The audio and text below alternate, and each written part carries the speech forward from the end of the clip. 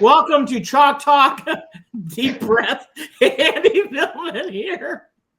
Rob Valore there. We're wheeling and dealing all the time. Speaking of wheeling and dealing, Myles Garrett's also wheeling and dealing. Still stuck in the mud. We're going to talk about the unlatest, because there's really nothing has changed with Garrett. Barry's confirmation he doesn't want to make a trade. People don't think this is going to get dramatic in April. Watch out. We're heading down the road. The real signs of Nick Chubb leaving's here.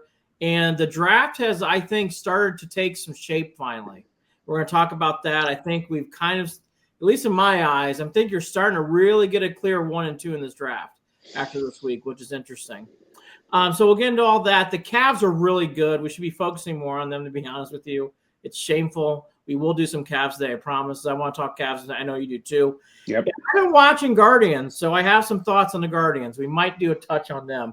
I was not thrilled with what I saw from Mr. McKenzie yesterday, who got lit up by the terrible White Sox. Terrible. Not good. All right, Myles Garrett, what are your thoughts on all this huggaboo about Barry saying not go? You know, what's their names? Oh, gosh. Clutch Sports saying he's not signing extensions. Clutch shut everything off, right? Clutch just said, hey, we're done. Andy, they said, we're done. We're not doing anything. And if understand this, Andy, and let me say this. It's good to be back. I've missed you, my friend. It's good to be back. We're going to do some fun things in April, people. Yes, it's good to be back. Hang in there. But anyhow, we are in a world of shit, because understand this. If Myles doesn't play this year, at the end of the year, his contract is up, right? No, 2 years. He's got 2 dose. He's got 2 dose. Okay, 2 years. So 2 years away from the game is a different story. It is.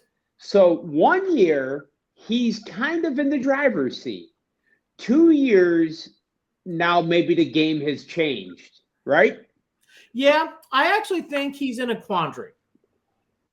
Because if he really doesn't want to play with the Browns and he holds out, even if it's just 1 year, I think it hurts everybody. It hurts his wallet. I think it actually hurts Myles Garrett, and it certainly hurts the Browns. It doesn't do anything good. Here was my point. If it was 1 year, here's where I was going. If it was 1 year, he was in the catbird seat, because 1 year he could say, hey, I'm getting healthy. I'm pumping iron. I'm better than ever, and I'm free to go anywhere.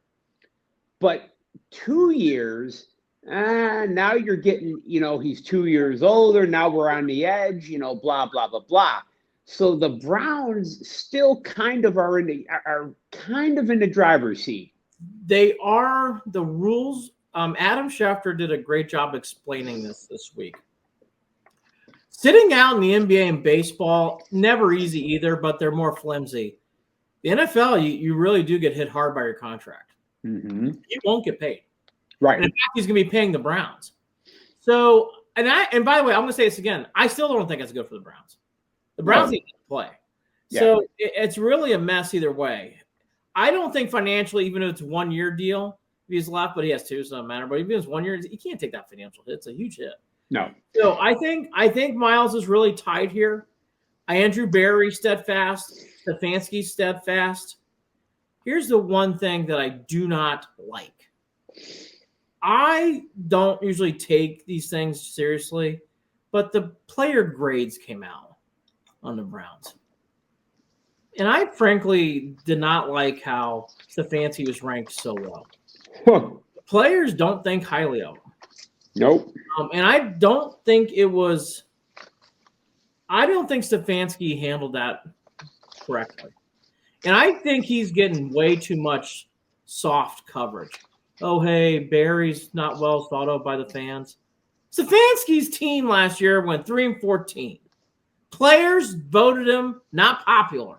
He was 30th out of 32, and they said lack of culture, accountability, and standards. Not good.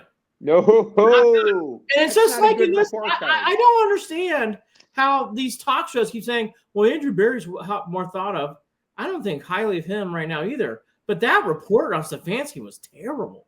Coming off of a coach of the year, right? I mean, he was coach of the year. And by the way, those rankings came out too, and he was still 23rd even 2 years ago. So it isn't like he's like.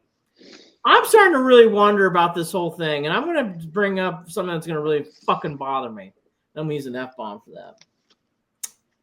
I get the feeling this organization, not named Haslam, are going to be like, hey, Jimmy D, you know why we didn't win this year? Because Myles Garrett held out, and Myles Garrett was delayed, and he sat out some game. I can see it now. They're going to use this as an excuse if he doesn't play. I do not like the vibe. Andrew Berry's press conference to me was fine and normal. I don't find him likable. For the first time, I didn't find Stefanski likable this week. Yeah. I did not like his whole like nonchalantness, like, okay, whatever, you're gonna play. Like, dude, almost like it's getting old. Yep. Getting old. What are your thoughts on him? I'm down on him. You know, I was a big Stefanski guy. I don't know if he feels, if he's crumbling under, if he's getting tired of it, I don't know what is going on, and something just doesn't seem right. It just doesn't. This organization is too smug. They act like they've gone to a championship game or something. Like, smug is a good word for it. I mean, how? Oh my God! The arrogance of this organization that went 3-14. I just have never met people. It's like, hey, Stefanski, I gotta be honest with you, you're not looking good right now. No. And how did you see somebody? They asked Mike Vrabel. Nobody even spoke to him about the Browns' job. He said, "Hey, I would have talked to him." Nobody even spoke to him.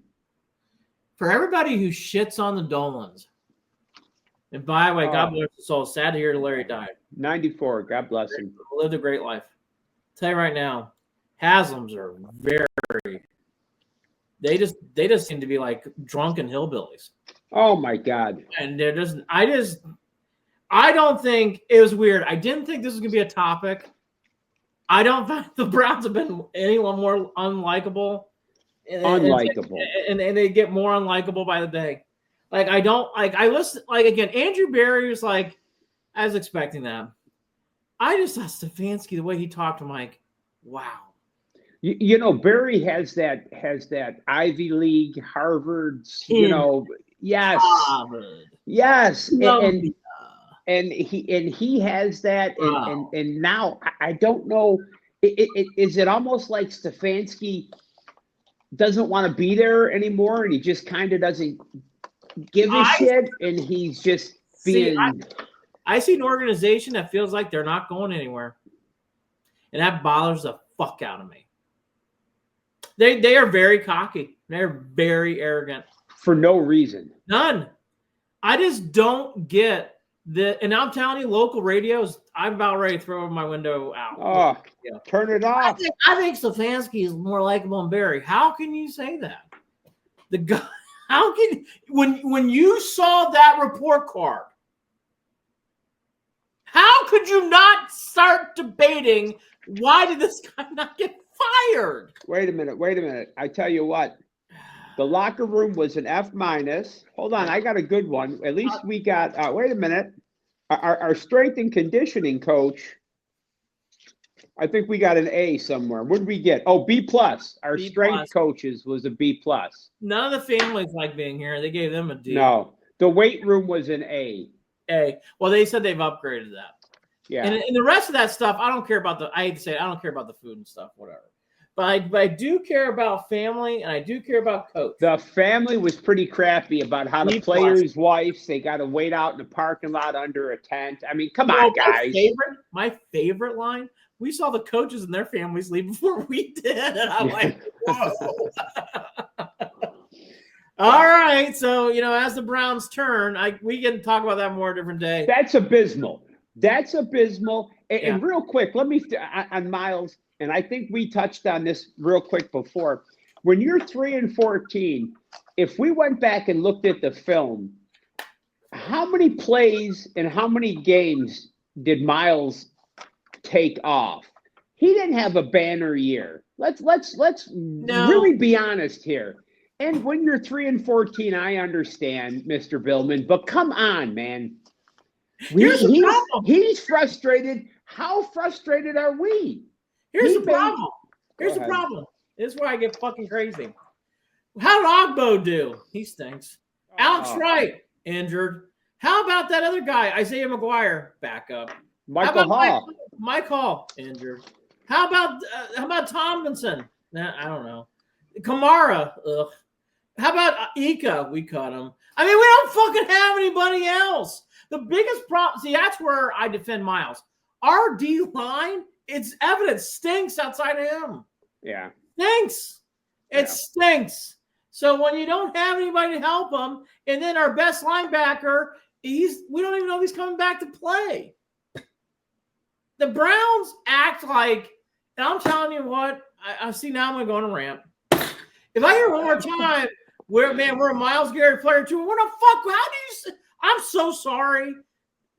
Where? I'm starting to become there. Like, my son goes, what do you think will win next year if Myles Garrett comes back? I'm like, 4 games? Right. We're fine.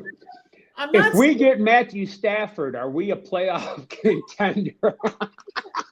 How about poor Jason Dart drinking the juice of stupid? Oh, my God. I think we're a couple players away. Oh, Jason Dart. Come Keep drinking on. your hottie toddies down there in Oxford. Come on, guys. Matthew Stafford's going to return kicks for Prochet. I mean, Prochet is so good. God, he tries to be funny. And Pierre Stroud, your favorite, Pierre. Nick Chubb. Okay, you want to talk about arrogance. They're going to let this is arrogance personified. They're going to let Nick Chubb. We're letting him explore the waters. We're going to let Nick Chubb explore free agency.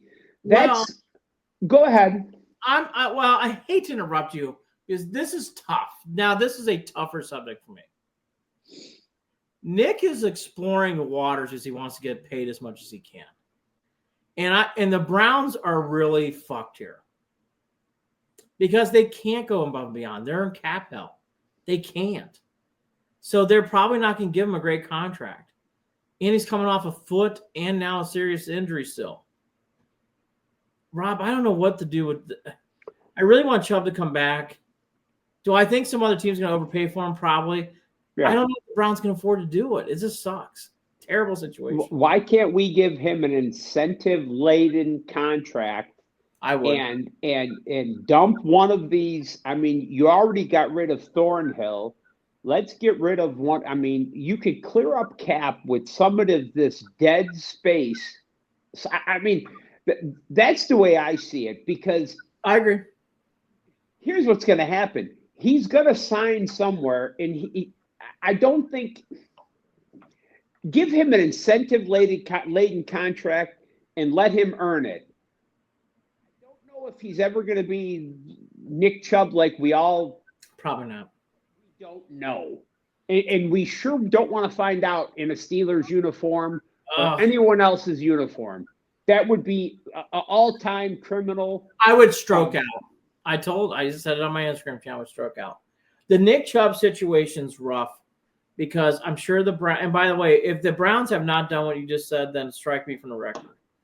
I get the feeling with Chubb, I would hold out to go to free agency no matter what because I'd want to see what the market is and then go back to the Browns.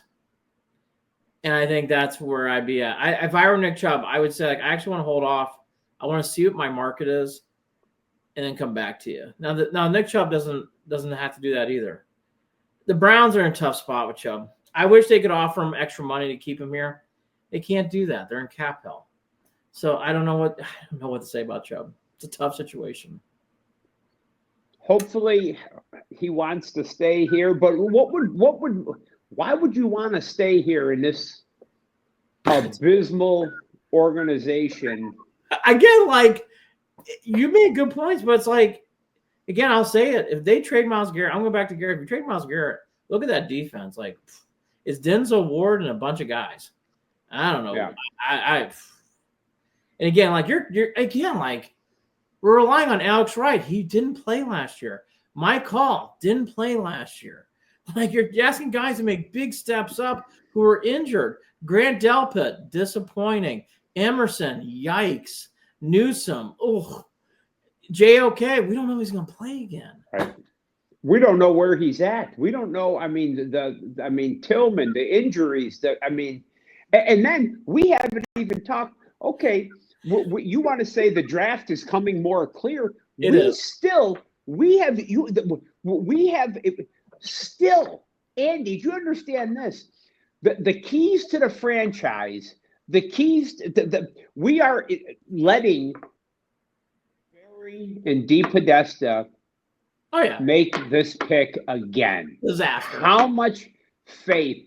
So whether it's, do you understand? Okay, so we talk every day to people at the bar, whether it's, I don't care. We could trade Miles. We could trade Miles to Tennessee. We could have the first pick, the second pick. There's a good chance we'll screw both of them up. Yeah. We can take Hunter and play Hunter at both. He can play offense and defense, and we could screw him up. He could go to Tennessee and be the greatest player of all time. It's just that the Browns could screw up a shit sandwich, unfortunately. And well, to your point, the Bears are being rumored to really sniff Garrett as well. They have a good pick. Let's be fair. Could they even get those picks right? Probably not. Okay. I don't know. Maybe I'll feel better by April. God, I hope so. I don't feel better right now. Okay, so, by the way, just got announced.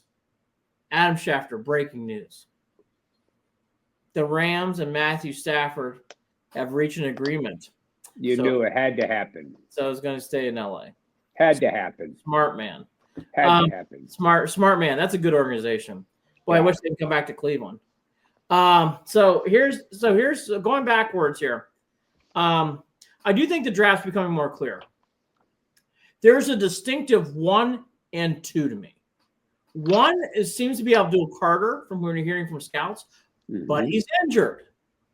And that's not a light note. And 2A, I'll call it, is definitely Cam Ward.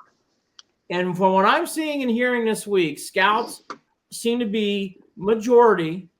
And when I say majority, it's not 80-20. It's 60-40, 65-35. But you can tell people are like, I think the best player is Abdul Carter. I think the best quarterback's Cam Ward. And that was make those guys 1-2. And then you're starting to see the rest of the guys come after that. That's what I've been seeing this week. Yep. Can't say anything different. Real quick, let me back up. You said something. The Rams are such a smart franchise. Very smart. They let Stafford and Cooper Kupp kind of hang themselves. Yep. They let them both go out there and talk and overplay their hands, so to speak. Yep. And I knew a week ago when the Rams said, well, we're happy with we'll play Jimmy Garoppolo at quarterback. Now, I knew when they said that, they either were going to sign Stafford or there's no way that they were going to play Garoppolo, okay? The Rams are smart. They knew what the hell they were going to do, so I knew that either A, they were going to sign Stafford, or B, they had some sort of deal in place somewhere. So them signing Stafford today was no surprise. Best thing for him. If you remember, they were one play. They were the closest team to beating the Eagles. They were one play away. Well, McVay, real quickly, I want to add, McVay's a really good coach. Oh, absolutely. Like, it's crazy, people. You know, I'm actually going to go down a road that's nothing about Browns. The league got weird with Sirianni and McVay. Sirianni's won a Super Bowl. People are ready to have him out in a spit and fire his ass. And McVay, people are like, oh, he's old news. Those two coaches are really good. Yep. They are really – I love McVay. I think McVay's a very good coach. After they won the Super Bowl, they talked about tearing that team down, and he really, that defense is young, and he really has done a nice job of not. They play well. I'm Yep. impressed by the Rams. I really am. I like them a lot. Yep. They really differentiate themselves. Back to what you were saying. I don't love Cam Ward as I don't love. And here's what, it's not saying a whole lot. What we've known back in November, this is not a great quarterback draft. This isn't something new, Mr. Billman. This isn't something new. Is this going to be the draft class of Kenny Pickett and those guys a few years ago? Quite possibly.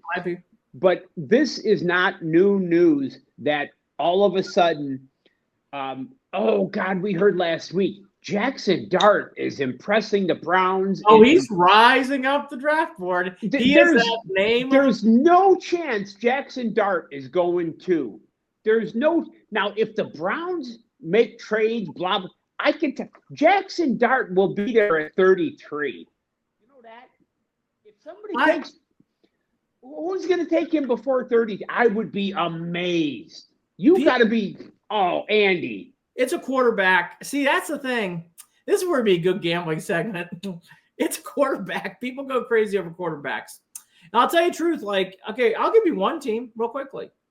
If you're the Steelers and Jackson Dart's there and you really like him, you need a quarterback. Why not? They're not going to do it again. They did it with Pickett. I don't see them doing it again. All right. The Steelers are smarter than us. They took a shot. Listen, Pickett was he was playing right in their backyard. They took a shot once. They with Pickett. I just don't see them doing it again. Maybe I'm wrong, but I don't see them doing it again. I think these teams, the NFL, it's going in waves, and these retread guys are kind of the hot thing. You know, the Sam Darnold. Who's going to be the next Sam Darnold? You know, I said last year I love Sam Howell. Maybe it won't be. Zach Wilson. Nobody likes that kid, and maybe he is a bust out. But is it going to be Daniel Jones? I don't know.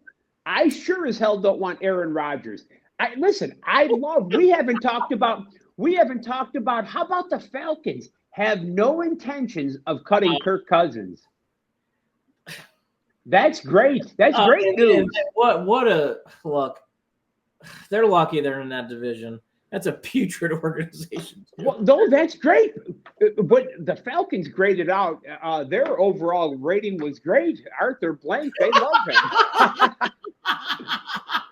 But the Falcons keeping Kirk Cousins is great because then we can't get him, Andy. We can't get him. I think that's a smokescreen. I think he's going to be available. Mm-hmm. Of course. I think that guy is going to – I think – anyways, the Browns can't even get out of their own way right now. And I will say this, too, about the draft. The Browns are almost there. It's like throw a dart. I can see why you draft them. Like, obviously, you can't draft a running back at 2, but it's like wide receiver, sure. Quarterback, yep. Defensive lineman, Abdul Carter, sure.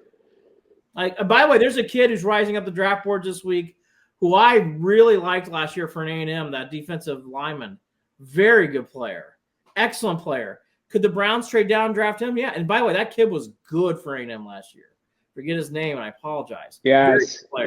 Rising up. Like they're saying he's a top 10 draft, and that kid is. Surprising. I'm surprised he didn't get more press before this week. Kid can play. Very good player. So it's like that. That's the kind of thing, too. Like, could the Browns do that? The big thing I'm going to say again, like, I've come away this week. I do not like drafting players that are injured like this. Abdul Carter's double injury throws me off. Mm-hmm. I am more now like, well, you're not hearing the most glowing things about Travis Hunter. Right. Everybody seems to like this kid, Cam Moore. Shadur Sanders, for some reason, is turning a lot of people off. And I think that's being way overplayed. So, you know, is it going to be Cam Moore of the Browns? Maybe. Get the feeling Tennessee's not going to stay at 1. Right. Get the feeling the Giants might get Shadur Sanders at 1. Or do the Browns flip their picks for the Giants and get their player at 3? Here's the thing. The Giants have got to I mean, you think Barry's under pressure? I don't know, but I can tell you this: Joe Shane up in New York, they have got to win now. Oh, He cannot miss with that pick, right? He's got to hit a home run. Honestly, if you voted out, can't believe they're here awards. I can't believe that organization kept. Right. Both of them, him and Brian Dable. It's shocking. And they're shocking is right. So they can't miss. If anybody in the Cleveland Browns organization, the more we talk through it, I trade out of too. I trade out of that position. It makes sense. Yeah, that's why I'm bringing up the Texas A&M kid. It's something that makes a lot of sense to me. Honestly, I'm just going to say another kid, and it's against someone you can trade down for, and they need to cut another one of these players. That kid out of Penn State, the tight end, is wonderful. Oh, Warren. Wonderful player. I would trade down for him. Wonderful. I think he's a pro. Can already tell. Like, I have a lot of confidence in him playing. Give me, you could get a guy like, if you get him, you could live, but this is later on. If you get Cam Scatterboo, I mean, you talk about if you get Warren, you get a Scatterboo or a Jack Sawyer. Those are players that will become Cleveland legends that we need to help galvanize this city after the putrid piles of shit that you've stuck in our face that our little kids have supposed to idolize the last few years, right? Love David Bell. Can't stay on the field either. All these old draft picks we get, they just always get hurt. Hey, let's buy our kid a Deshaun Watson jersey. Let's buy our kid a Deshaun Watson jersey. No, not good. All right.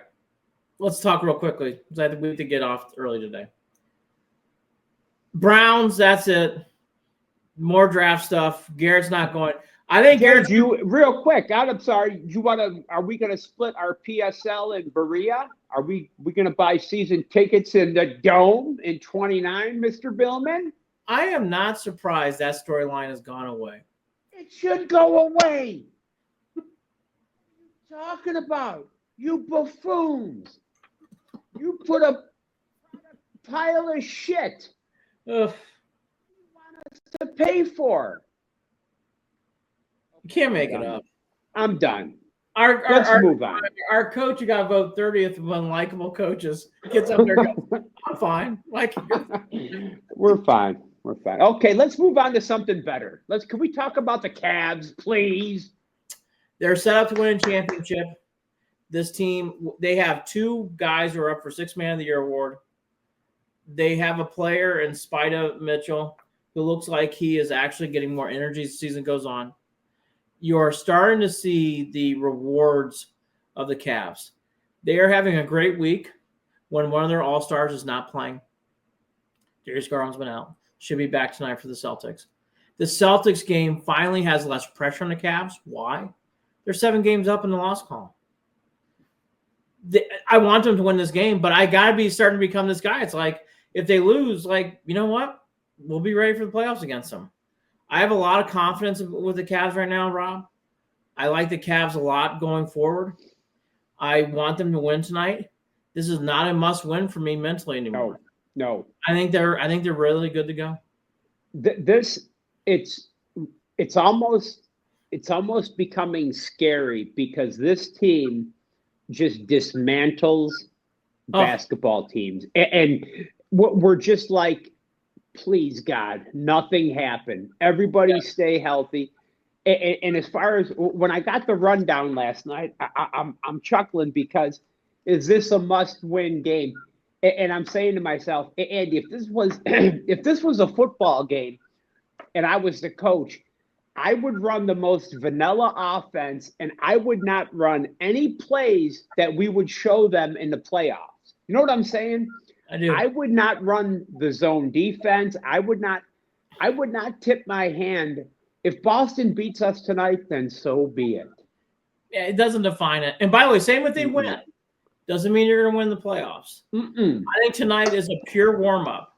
It's a different game than it was. Boston needs this and will want this more than us, I think. I actually think you're right. I feel in this game for the first time, it's like, I do want to beat Boston. God, I hate them. They lose. We're all right. Yeah. I kind of feel like we're in a good spot. The Cavs, you're hitting all the points. Their rebounding has gone off the charts this past month. They're actually now one of the top rebounding teams in the league for a team that didn't rebound forever.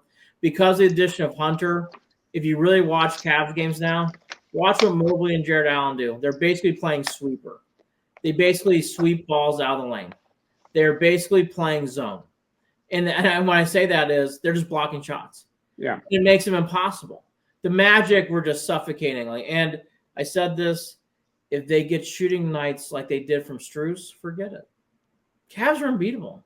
If Strus shoots the lights out, I mean, you do have to throw your hands up in the air of your opponent. Like, yeah, that's the one guy we want to shoot. I don't know what else to do.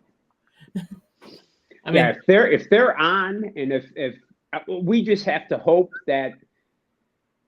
I mean, if we're firing on all cylinders, Andy, and we just have to, I mean, we will be extremely difficult in a 7-game series against anybody to knock out, man.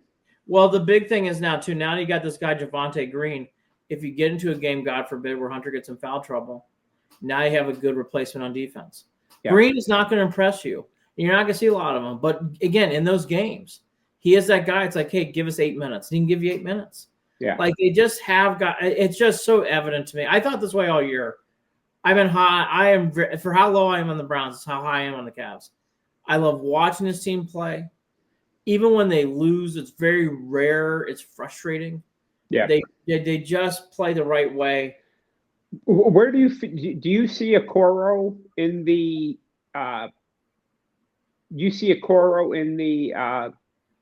mix somewhere along the way? Yeah, I think the guys who are going to get cut off eventually are Merrill, Porter, Tyson. Yeah. Yeah. I think your 5 are going to be your 5, and then it's going to be Hunter, Jerome, Okoro. Those are your 8. And I think Tyson and Porter have done well, but I think because, they're the youngsters, I probably would, see that. I really like them, but they're not doing anything correctly. Right. They're not. I mean, and honestly, Merrill's going to get a good look because Merrill does play defense. If he didn't play defense, they wouldn't give him a look. He actually does play defense. He's actually been very competent. Now, the Cavs, they are really excelling. Nationally, they are being observed. For people who doubt that, I disagree now. They are getting a lot of publicity nationally. Oh, yeah. So the days of like, oh, the Cavs get a lot of press. Yeah. I would not be – sometimes we in Cleveland – feel a little like, oh, we don't get national. Cavs are going to talk about nationally. Well, when you go out, we played Orlando. There wasn't much to talk about. Luka was playing the Lakers. There wasn't a whole lot to talk about when you beat Orlando by 40. What the hell was there to talk about? You know what I'm saying? Right. Wasn't a lot to talk. I mean, we dismantled them. There wasn't a whole lot. There wasn't a whole lot to talk about. So. A 40-point game where I said this could have been 60 if the Cavs wanted it. Oh, they could have named the score. Yeah. I mean, the Cavs came again. That first quarter, they weren't playing well. It wasn't until the Hunter and Jerome show got in the middle of first, and then it just. You know what? Real quick, and we'll switch up to the Guardians. You know what's amazing is Atkinson with this outfit has done such a wonderful job. And we shake our heads, and Jeffrey will talk about, well, that friggin' Bickerstaff. But Billman, up in Detroit, they got to love that guy. I mean, look at the job. Look at the job he has done. And the Pistons paid Monty Williams millions of dollars and they couldn't win dick. So I just don't like Bickerstaff is such a good guy to take you from 0 wins to, he's like the guy that he did. And I don't want to dog JB because he was a great transition guy to get you from out of the dumps to 0 to 40 wins, but he's never going to get anybody over the hump. I just don't. You know what I'm saying? Yes. No, the Cavs changed to go from good to elite, and yet the Browns kept Stefanski. That's where we're at. That's where we're at. I mean, honestly, because I couldn't have said it better. Pistons are really playing well, and if you haven't noticed, they've won 8 in a row. Eight in a row too. And he's basically the same team. I mean, there's a few pieces different, but I mean, Jaden Ivey's gone for the year. Yeah, they're playing really well. I mean, Cade Cunningham is a baller, and I mean, Bickerstaff, and folks, Monty Williams, look it up. They paid that guy they backed the train car up full of money. He was with Phoenix, and I don't know. Phoenix didn't win. They didn't win. What happened? He left Phoenix, and they paid him a boatload of money to go to Detroit, and they didn't win dick. So, terrible coach. Terrible. JB, they won more games already this year in Detroit than they have in the last 2 years combined. So good for him. Good for John Blair, and good for the Pistons and Luke Walton and whoever else from the old Cavs staff is up there. Again, they went from good to elite. Doesn't mean they're bad coaches. Yeah. It's amazing the Browns are keeping this. I don't understand. Anyways, all right. Guardians real quick. Sad to hear about the passing of Larry Dolan. Really impressed with Manzardo's start. I think Rocchio's going to be your two-hitter. I think Rocchio's going to have a big year. Yep. I think Stephen Kwan's going to have a big year. J-Ram's J-Ram.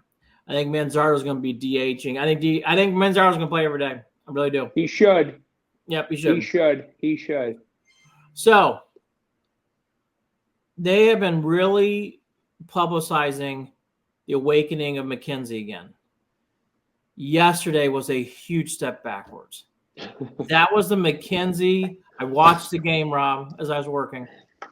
And I actually stopped. I was working at Starbucks. And I actually stopped and leaned my chair back. I go, look at this shit. It's back to what it was. I felt so bad for him. We're all rooting for him.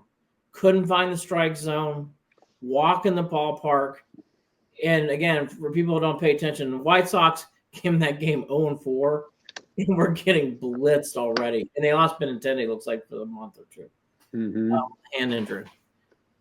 The McKenzie thing, I don't think is – it was sad because his first start, he looked really sharp.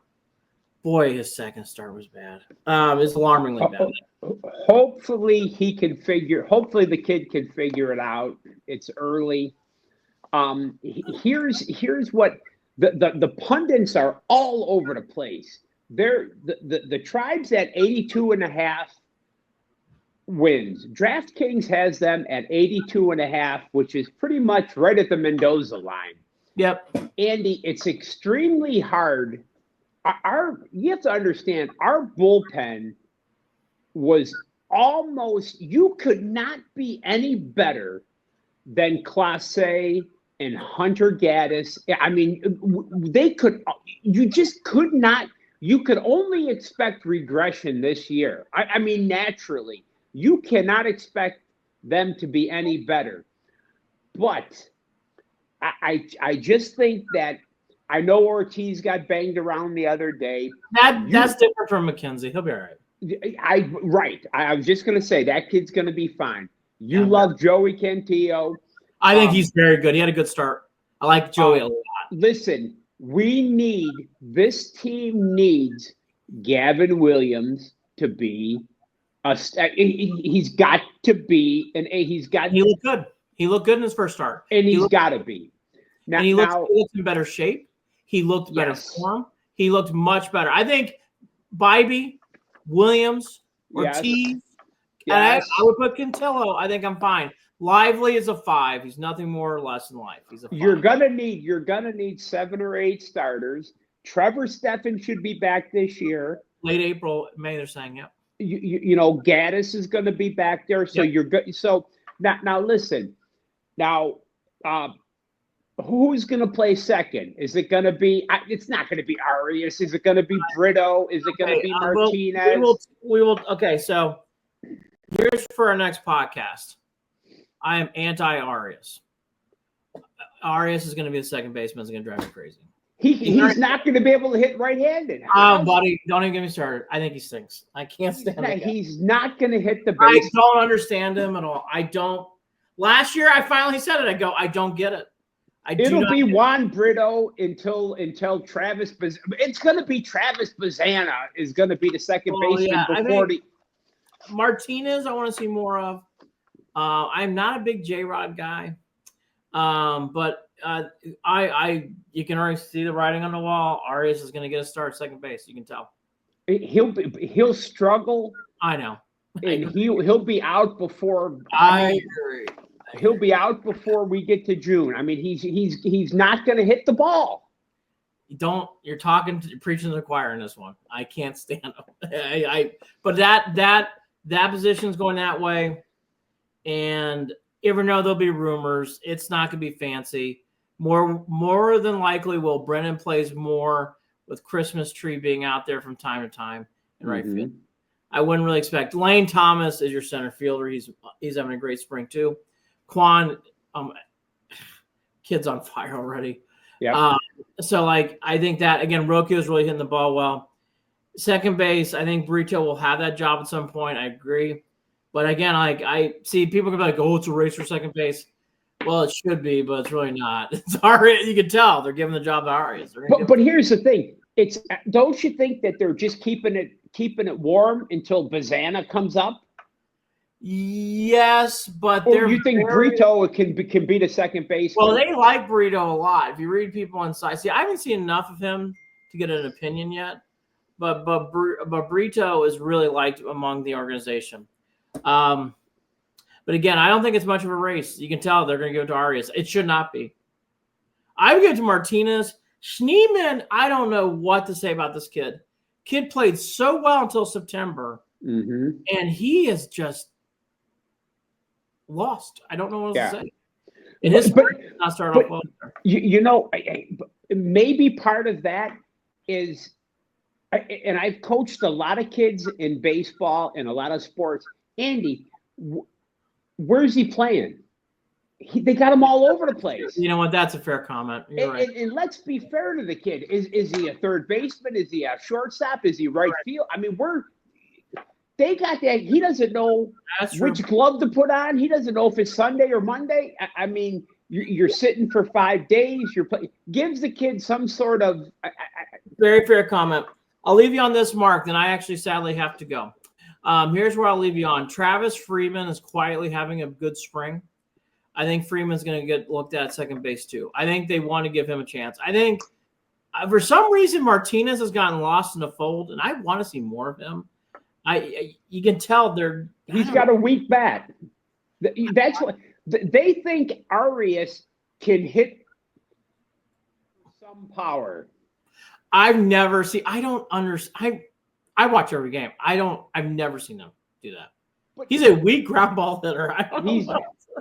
I don't get it. I don't get it, Arias. I don't get it. I don't. I agree. I get people say he looks big. I'm like, he hits ground balls into the dirt and it goes it's just tailor-made 4-3, tailor-made 6-3. Man, he just you can't hide him. Where are you going to hide him behind? But you're going to hide him behind Bo Naylor. And his defense is okay. Yeah, it isn't like he's a good defense. Like Travis Freeman, that's where it's so different. Travis Bazzana, Tyler Freeman. Freeman's glove. He can actually play the glove really well. Martinez can't. That's his big I actually think Martinez can hit. Martinez, you can tell, is a liability in the field. He just does not have a natural position. He's not going to hit. He's not going to hit for power, but he'll hit the ball. He'll get on base. He'll get on base, though. But I like Martinez. I want to see more of him, but they're not going to. Again, I've gotten to know the Guardians over the years, and you can be like, all right, it's going to be second base. And by the way, I think his backup's going to be Freeman. I really do. And I'll tell you, it's a shame about Schneemann. I hope he gets out of it. He's So if that's his backup, so you don't think Brito's even going to be on the roster? I think they're going to hide him for arbitration years. Yep. Save his. They're going to save his major league time. And then fire all cannons when that time hits that mark. Yep. Chalk Talk, click and subscribe. We're doing a lot more stuff as we get closer to the tournament. Been a wild week in college basketball. Michigan State's gotten hot, which is annoying and vomiting. Ohio State kids all of a sudden, my Boilermakers can't find a win. They can't find anything. They have a big game against UCLA, or as my mom called them, one of my favorite all-time moments. My mom's such a sweet lady. Talked to her today. Georgetown in the 80s. For people who don't remember, Georgetown actually was a good basketball school. Oh, yeah. And they're playing UCLA. And mom goes, "Oh my God, I don't like Georgetown. Go UCLA!" Like UCLA. Parse we pronounce UCLA. Tournament's wide open. It's wide open, man. It is, but Auburn, I would stick with them. Florida to me is the most weirdest team in the tournament, and I find them so unlikable because that coach is in hot water, which he should be for his antics.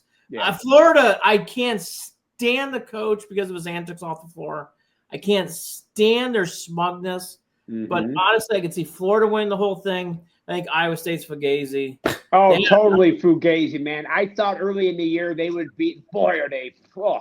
Bad loss in Stillwater. Bad loss. You know, and listen, and not that they're going to go anywhere, but if Ohio State gets hot, they can win it. There's God. They're a 10 or 11 seed. They are the definition of 10 or 11 seed. They'll make the Final Four. They get hot. When Parrish shoots the ball well, they are very, very tough to beat. Michigan's come back down to earth. Yes. They've had a real awakening. They're not playing. You want to talk about polarizing? How about Hurley up in UConn? Your boy man. And the Johnnies. It's gonna be a big story. Oh my God! It's gonna be a big story. And for people who don't follow the stuff. The East Regionals this year are in Rutherford. So they're going to be in Newark. So there'll be a ton of St. John's fans at the what a legend, man. Good for him. Man, they are good. They are playing really good Patino ball. Good ball. They really do play the ball. They are great, though, and here's why. And I'll leave you on this note. I don't know what your thoughts are. They're not a great shooting team, though. But they play really hard defense, and they're very athletic. But that's their downfall. They are really not this natural shooting team.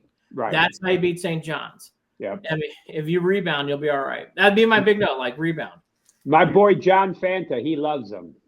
Yeah, no, I can understand why. They're a very fun team to watch. Again, though, they're not a great shooting team. No. That's why it's great, because they're very beatable that way. Yep. If you can rebound, I think you'll beat St. John's. I really do. Yeah. St. John's is going to miss shots. But it makes it fun this year. There you go. Chalk Talk, click and subscribe. Rob there, Andy here. Been fun. Got all sorts of wild shit we're doing today. You're saving cooks, and I got to do politics. Goodbye.